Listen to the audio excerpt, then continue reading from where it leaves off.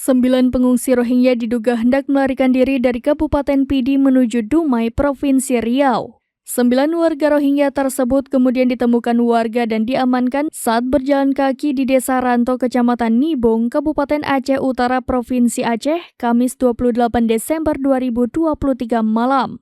Kapolres Aceh Utara AKBP Deden Heksaputra, Jumat 29 Desember mengungkapkan 9 orang tersebut yakni Muhammad Roki 18 tahun, Kharul Sin 21 tahun, Muhammad Rizwan 20 tahun, Hamidah 28 tahun, Syamsidah 17 tahun, Sedeka 16 tahun, Ayasa 10 tahun dan Muhammad Yunus 9 tahun.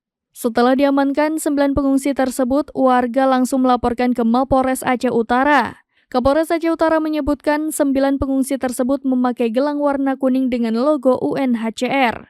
AKBP Deden berujar pengawasan Rohingya di penampungan menjadi tanggung jawab lembaga dunia yang menangani pengungsi UNHCR. Karena itu AKBP Deden meminta UNHCR memperketat pengawasan sehingga peristiwa yang sama tidak berulang.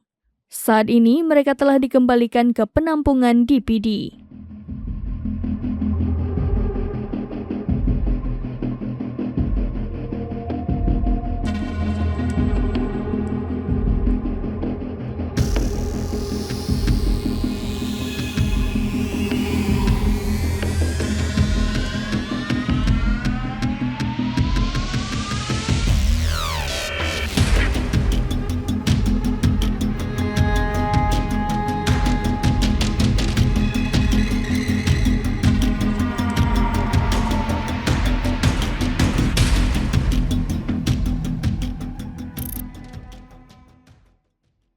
Download Tribun X sekarang, menghadirkan lokal menjadi Indonesia.